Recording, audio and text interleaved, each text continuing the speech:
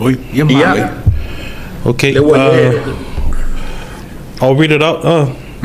Okay, Government of Samoa update on Samoa nationals detained in Vietnam. Since becoming aware of this matter, the government has taken active steps through its international partners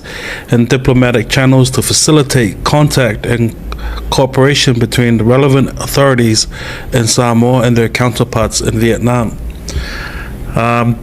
Skipping right down to the bottom, the government remains committed to ensuring that further updates are provided to the public and should become appropriately to do so. The government respectfully asks the public and media organizations to allow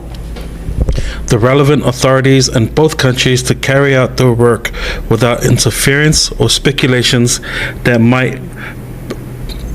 be prejudice ongoing investigations and future legal proceedings. Ia o singa update nga mele kakomalo e whakakau I ngai alo mawhanau ia o lo whaapena tupu le whanau lewe Vietnam. O le mga pwede le whori mai o leo lo iai lawa ngā lua ngā whaawau o whai ngā malo ngi mga upu lea. Yes. Am salo no whaku inga kako whangai ngai sosa iau ngi kako whanau lewe I susua ngā whaawau malo. E mo mia la le accuracy o le whaingana investigation and also reporting. Pero mea ngā le o le sa o le press release o le malo ngi le auli. O le si update Asiata. Le anai, mana tua mai, ato tele mai le Qantas. Mana tua mai tasi le vaenga le fuina a mai le saunoanga le sunga tui le pa, I si tasi ona fa tanoanga. Ma fisiringi Iai Le Malo po ye se la tau fufuanga o fai I whanau nei. Ai pe ia tangia mai lana saunoanga hui le pi fōringa mai mana o tango fi tu le malo langa nga mai Iai lana tala tau na fesi fufuanga ina ia au mai ia whanau nei ma mai ni Samoa. Ale la fa fitai o le wa au mai manino le fa matala. Ri se me fa pe obvious ai ka mo fa yo por malo au mai o ri mai Samoa mai le an tupa. Da lo wingo la fa o tala le tupa ia. Fa fitai le u fa manino mai lama. Ta tia o lai fai fiutanga inga. Iala tatau o le tula fono I malo lua Samoa ma Vietnam o lai whaau whetala noa inga lea ngai le amaya whaafai ngofia nga o mai e pei o na tau sau noa le toa ina wai o lantala nana whai o i se fufuanga Samoa ka mwhai inga au mai ia whaangau nei Samoa e lea i e whaatino pealo le tula fono po whea e whaatino ai whaafitai o le wau mai le update o la lai fai fisoka inga no inga let the process ma la procedure o uma me yala o malo e lua fatula fono tatu o leo de vahenga le nai fatau lupia ai le ma fainga ka ko fayangi ni kulanga manifest ni forfolanga foi le pi fa o sofia ni hopongi ai le o tusa malo tula fono I tu ai nga cases fa pe o tu fa po fa lo itele no tu fa po to I lo sonoanga Asiata. Just reading a little bit more into the press release. The Ministry of Foreign Affairs and Trade has sought the assistance of its relevant diplomatic partners with representation in Vietnam to undertake its consular and diplomatic responsibilities, in particular seeking information on the welfare of the two Samoan nationals and facilitating communications where possible. Before we'll reach out in fact I mo se Fesoasoani ka ko diplomatic partners siaki pe face welfare check I alo ia tolua ma va pe mo se so ta inga le nga ko mula ba so let the process go through ma fa ye awala awani tato ma ye fa ye forfolang hu le fa pe me wala nga afaro lo moila tangata ma inga I sawanga ate te ri tuanga nga fa pe ya fa nga pe me foi le nga vile por ker fongi fa filosofia me lo ga I ma ko fa nga ngo va le la ma ngi ele avesa o le ngana e fai ngofie matalia ngofie mamala malama ngofie so le la fatai le wa mai le fa silsilang fa lo wete wa nga lu e tau wala tu ina inisio tatou to finga ma tatou ba le ma tu nu lo ia tatu so tanga fa malo wala nga pe le se ka ku ele se ka ku so kanga fa malo fu le ma Vietnam ya o te lola la fa nga ni sita to wa vaenga diplomatic connections e ba la lata ia tu langa fa pe ia ai ka ku tari pe ia paulo vaenga ta o su e meio Samoa por ali un orquesi de fa nga solo Samoa ia e tu mana le wa e sa o ia telo tala tanga tai e ko mengi nga inga fa sala ale te tari tu mai e pi fori ga hoile e kai nga mali la nga ele ta oto le ia o ku ia inga foi o lanki nga o mari bla ko nga ele fai maior se kala fa pia ko i se fu ngar malo e fai e so angi ka makia nga o pu nga lang fa mai ko ia kai le ko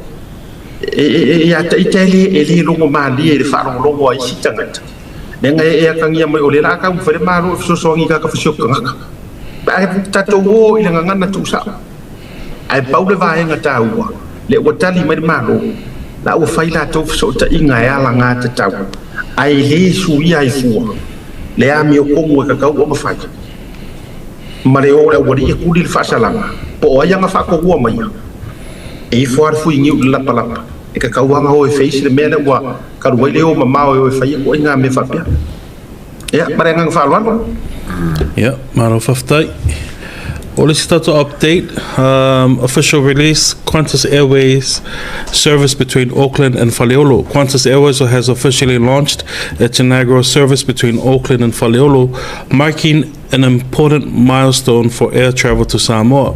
The first flight, QFA 145, arrived from Auckland carrying approximately 145 passengers. The return service, QFA 144, departed Faleolo this morning with 95 passengers on board. The aircraft arrived at Faleolo International Airport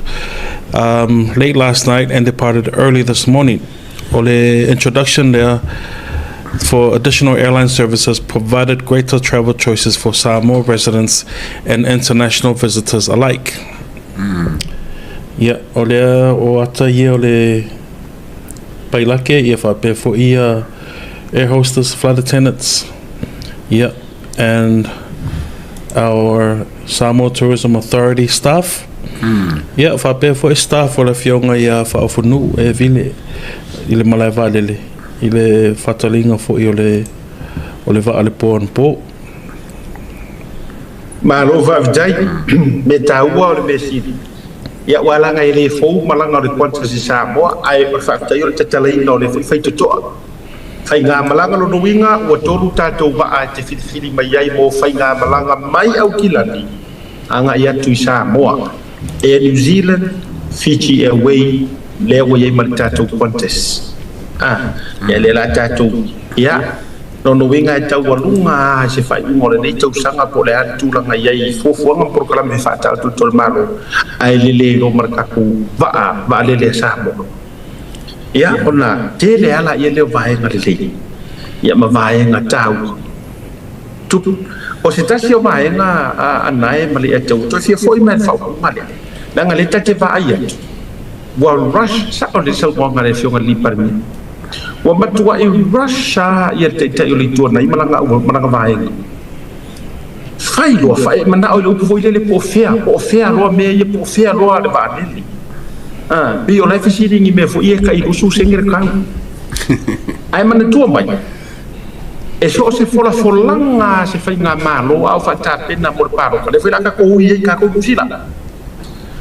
so se fola folanga e fola i me ai ku kupu le paia inga ele fola i me kupu i se masinga mua masinga ronga ko e o fisili la ile HRPP ma la to te tai mai la to ia to mo ia te o le fa ko makar pa ai fa fengi la ta ka ko ka usanga ronga fa ai fer wa ka ko fa le o le la si me ko mai fa mai si o ala si ko fa ko singa fa si fa nga pa ro